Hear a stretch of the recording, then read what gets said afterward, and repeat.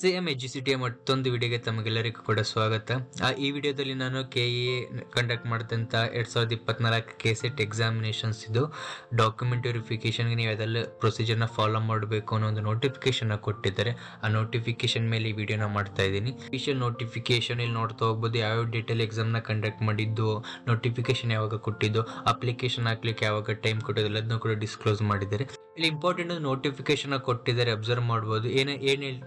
ಏನು ಹೇಳ್ತಾ ಇದ್ದಾರೆ ಅಂತ ಹೇಳಿದ್ರೆ, ಯಾರೆಲ್ಲ first year MA MCOM MS ಇದ್ದು ಕೂಡ ಎಕ್ಸಾಮ್ನ ಬರೆದಿದ್ದೀರಾ, ಸಪೋಸ್ ನಿಮ್ದು ಎಕ್ಸಾಮು ಕ್ಲಿಯರ್ ಆಗಿದ್ರೆ ನೀವು ಈಗ ಅಟ್ ಪ್ರೆಸೆಂಟ್ ಸಿಚುವೇಷನಲ್ಲಿ ಡಾಕ್ಯುಮೆಂಟ್ ವೆರಿಫಿಕೇಷನ್ಗೆ ಹೋಗ್ತಕ್ಕಂಥ ಅಗತ್ಯ ಇಲ್ಲ. ಯಾಕೆಂದರೆ ನಿಮ್ಗೆ ಇನ್ನೂ ಸೆಕೆಂಡ್ ಇಯರ್ದು ಫೈನಲ್ ಇಯರ್ದು ಮಾರ್ಕ್ಸ್ ಕಾರ್ಡ್ ಬಂದಿರಲ್ಲ. ಜೊತೆಗೆ ಯಾರೆಲ್ಲ ಇನ್ನೂ ಕೂಡ ಮಾರ್ಕ್ಸ್ ಕಾರ್ಡ್ ಬಂದಿಲ್ಲ, ಎಕ್ಸಾಮ್ ಬರೆದು ರಿಸಲ್ಟಿಗೆ ವೆಯ್ಟ್ ಮಾಡ್ತೀರ, ಅವರು ಕೂಡ ಅಟೆಂಡ್ ಆಗ್ತಕ್ಕಂಥ ನೆಸೆಸಿಟಿ ಇಲ್ಲ. ನಿಮಗೆ ಸಪ್ರೇಟಾಗಿ ಒಂದು ಡೇಟ್ನ ಅನೌನ್ಸ್ ಮಾಡ್ತೀರಾ, ಅವಾಗ ನೀವು ಅಟೆಂಡ್ ಆದರೆ ಸಾಕು. ನೆಕ್ಸ್ಟ್ ಇಲ್ಲಿ ಟೈಮ್ ಟೇಬಲ್ನ ಕೊಟ್ಟಿದ್ದಾರೆ, ನೋಡ್ತಾ ಹೋಗ್ಬೋದು ಸಬ್ಜೆಕ್ಟ್ ವೈಸು. ಮತ್ತು ಇಲ್ಲಿ ಮೂರು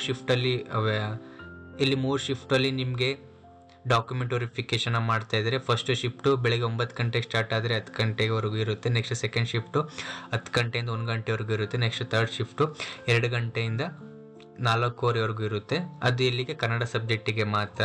ಕನ್ನಡ ಸಬ್ಜೆಕ್ಟು, ಸೋಷಿಯಾಲಜಿ ಮತ್ತು ಫಿಸಿಕಲ್ ಸೈನ್ಸ್ ಮತ್ತು ಮ್ಯಾನೇಜ್ಮೆಂಟ್ ಸಬ್ಜೆಕ್ಟಿಗೆ ಮಾತ್ರ. ನೆಕ್ಸ್ಟು ಅದು ಬಿಟ್ಟು ಉಳಿದಂಥ ಎಲ್ಲ ಸಬ್ಜೆಕ್ಟಿಗೂ ಕೂಡ ಫಸ್ಟ್ ಸೆಷನ್ನು 10 ಗಂಟೆಗೆ ಸ್ಟಾರ್ಟ್ ಆಗಿ 12 ಗಂಟೆಗೆ ಮುಗಿಯುತ್ತೆ. ಸೆಕೆಂಡ್ ಸೆಷನ್ 12 ಗಂಟೆಗೆ ಸ್ಟಾರ್ಟ್ ಆಗಿ 1:15ಗೆ ಮುಗಿಯುತ್ತೆ. ನೆಕ್ಸ್ಟ್ ಥರ್ಡ್ ಸೆಷನ್ 2:30ಗೆ ಸ್ಟಾರ್ಟ್ ಆದರೆ 5 ಗಂಟೆಗೆ ಮುಗಿಯುತ್ತೆ.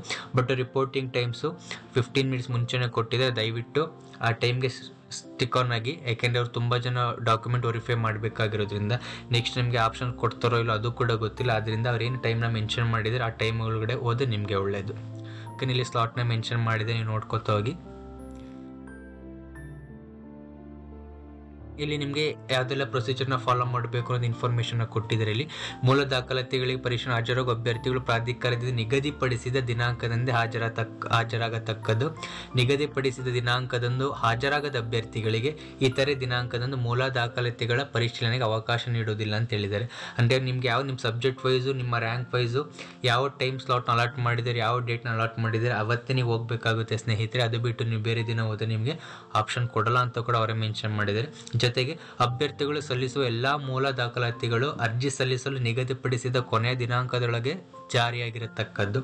ಸಪೋಸ್ ಟೇಕ್ ಫಾರ್ ಎಕ್ಸಾಂಪಲ್, ನಿಮ್ಮ ಹತ್ರ ಇನ್ಕಮ್ ಸರ್ಟಿಫಿಕೇಟ್ ಇರ್ಬೋದು, ಕ್ಯಾಸ್ಟ್ ಸರ್ಟಿಫಿಕೇಟ್ ಇರ್ಬೋದು, ನೀವು ಅಪ್ಲಿಕೇಶನ್ ಯಾವತ್ತು ಹಾಕಿದ್ರೆ ಅದಕ್ಕಿಂತ ಮುಂಚೆನೇ ನೀವು ಅದನ್ನು ತೊಗೊಂಡಿರಬೇಕು. ಸಪೋಸ್ ಅದು ಎಕ್ಸ್ಪೈರಿ ಆಗಿತ್ತು, ಅದಕ್ಕಿಂತ ಆದಮೇಲೆ ಆ ಡೇಟ್ ಆದಮೇಲೆ ನೀವು ತೊಗೊಂಡಿರೋದನ್ನ ಕನ್ಸಿಡರ್ ಮಾಡಲ್ಲ ಅಂತ ಹೇಳ್ತಾ ಇದ್ದಾರೆ. ಜೊತೆಗೆ ಅಭ್ಯರ್ಥಿಗಳು ಮೂಲ ದಾಖಲಾತಿಗಳ ಪರಿಶೀಲನೆ ಸಮಯದಲ್ಲಿ ಕಡ್ಡಾಯವಾಗಿ ಮೂಲ ದಾಖಲಾತಿಗಳನ್ನು ಹಾಜರುಪಡಿಸತಕ್ಕದ್ದು.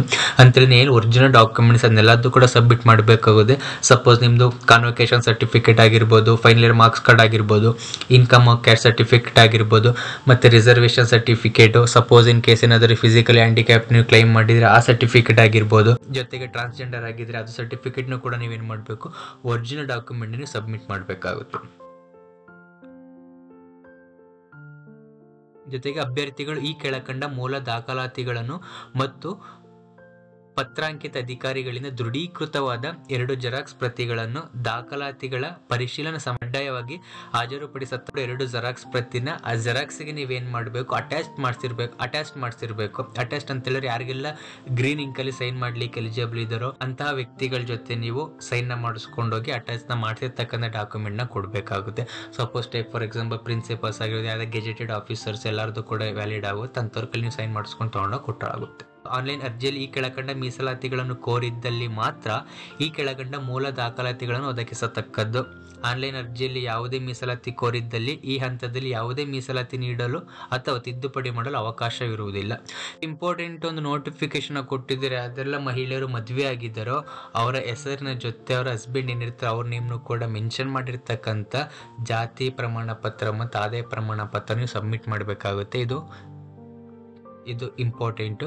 ಜೊತೆಗೆ ಯಾರಾದರೂ ಫಿಸಿಕಲಿ ಹ್ಯಾಂಡಿಕ್ಯಾಪ್ಟ್ ಅವ್ರು ಏನಾದರೂ ನೀವು ಕ್ಲೈಮ್ ಮಾಡ್ತಿದ್ದೀರಾ ಅಂತ ಹೇಳಿದ್ರೆ ಅದಕ್ಕೂ ಕೂಡ ಪ್ರಾಪರ್ ಡಾಕ್ಯುಮೆಂಟ್ಸ್ನ ನೀವು ಸಬ್ಮಿಟ್ ಮಾಡಬೇಕಾಗುತ್ತೆ. ಟ್ರಾನ್ಸ್ಜೆಂಡರ್ನ ಕ್ಲೈಮ್ ಮಾಡ್ಕೋತೆ ಅದು ಕೂಡ ಪ್ರಾಪರ್ ಆಗಿರ್ತಕ್ಕಂಥ ಡಾಕ್ಯುಮೆಂಟ್ಸ್ನ ನೀವು ಸಬ್ಮಿಟ್ ಮಾಡಬೇಕಾಗುತ್ತೆ. ನೆಕ್ಸ್ಟ್ ಪಾಯಿಂಟು, ಮೂಲ ದಾಖಲಾತಿಗಳ ಪರಿಶೀಲನೆಗೆ ಅಭ್ಯರ್ಥಿ ಖುದ್ದು ಹಾಜರಾಗತಕ್ಕದ್ದು. ಏನು ಡಾಕ್ಯುಮೆಂಟ್ ವೆರಿಫಿಕೇಷನ್ಗೆ ಫಿಸಿಕಲ್ ಆಗಿ ಯಾರು ಕ್ಯಾಂಡಿಡೇಟ್ ಇದ್ದಾರೆ ನೀವೇ ಹೋಗಿ ಡಾಕ್ಯುಮೆಂಟ್ನ ವೆರಿಫೈ ಮಾಡ್ಕೊಂಬರ್ಬೇಕು. ಸಪೋಸ್ ಯಾವ್ದಾದ್ರು ಮೆಡಿಕಲ್ ರೀಸನ್ನಿಗೆ ನಿಮ್ಗೆ ಹೋಗೋಕ್ಕಾಗಲಿಲ್ಲ ಅಂತ ಹೇಳಿದ್ರೆ ಇಲ್ಲೊಂದು ಆಪ್ಷನ್ ಕೊಟ್ಟಿದ್ದಾರೆ. ಏನು ಅಂತ ಹೇಳಿದ್ರೆ ಒಂದು ವೇಳೆ ಅಭ್ಯರ್ಥಿಗೆ ಪ್ರಯಾಣ ಮಾಡಲು ವೈದ್ಯರು ಸಲಹೆ ಮೂಲಕ ನಿಷೇಧಿಸಿದ್ದಲ್ಲಿ ಸೂಕ್ತ ವೈದ್ಯಕೀಯ ಪ್ರಮಾಣ ಪತ್ರ ಮತ್ತು ಅಭ್ಯರ್ಥಿಯ ಮೂಲ ದಾಖಲಾತಿಗಳು ಹಾಗೂ ಒಪ್ಪಿಗೆ ಪತ್ರದೊಂದಿಗೆ ಅಭ್ಯರ್ಥಿಯ ಹತ್ತಿರದ ಸಂಬಂಧಿಗಳು ಮೂಲ ದಾಖಲಾತಿಗಳೊಂದಿಗೆ ಹಾಜರಾಗಬಹುದು. ಸಪೋಸ್ ನಿಮಗೆ ಟ್ರಾವೆಲ್ ಮಾಡೋಕ್ಕಾಗಲ್ಲ ಮೆಡಿಕಲ್ ರೀಸನ್ ಅಂತ ಹೇಳಿದ್ರೆ ಅದಕ್ಕೆ ನೀವೇನು ಅಡ್ಮಿಟ್ ಆಗಿದ್ದೀರಿ, ನೀವು ನಿಮ್ಮ ಡಾಕ್ಟರ್ಸ್ ಯಾರಿದ್ರು ಸರ್ಟಿಫಿಕೇಟ್ನ ಬರ್ಕೊಡ್ಬೇಕು. ಜೊತೆಗೆ ನಿಮ್ಮ ರಿಲೇಷನ್ಸ್ ಯಾರಾದರೂ ಕೂಡ ಎಲ್ಲ ಒರಿಜಿನಲ್ ಡಾಕ್ಯುಮೆಂಟ್ಸ್ನ ತಗೊಂಡೋಗಿ ಅಲ್ಲಿ ಸಬ್ಮಿಟ್ ಮಾಡಿದ್ರೆ ಸಾಕು, ಅವರು ಡಾಕ್ಯುಮೆಂಟ್ ವೆರಿಫಿಕೇಶನ್ ಮಾಡ್ಕೊಡ್ತಾರೆ. ನೆಕ್ಸ್ಟ್ ಪಾಯಿಂಟ್, ಪ್ರಾಧಿಕಾರವು ನಿಗದಿಪಡಿಸಿದ ದಿನಾಂಕದಂದು ಅಭ್ಯರ್ಥಿಗಳು ಮೂಲ ದಾಖಲಾತಿಗಳ ಪರಿಶೀಲನೆಗೆ ಹಾಜರಾಗದಿದ್ದಲ್ಲಿ ಅಂತಹ ಅಭ್ಯರ್ಥಿಗಳಿಗೆ ಮತ್ತೊಮ್ಮೆ ಅವಕಾಶ ನೀಡುವುದಿಲ್ಲ ಅಂತ ಹೇಳ್ತಾ ಇದ್ದಾರೆ.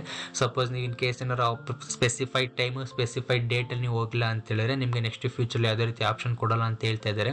ಮೂಲ ದಾಖಲಾತಿಗಳ ಸಮಯದಲ್ಲಿ ಸಂಬಂಧಪಟ್ಟ ಪ್ರಮಾಣ ಪತ್ರವನ್ನು ಹಾಜರುಪಡಿಸದಿದ್ದಲ್ಲಿ ಅಂತಹ ಅಭ್ಯರ್ಥಿಗಳನ್ನು ಅರ್ಹರೆಂದು ಪರಿಗಣಿಸಲಾಗುವುದಿಲ್ಲ ಅಂತ ಹೇಳ್ತಾ ಇದ್ದಾರೆ.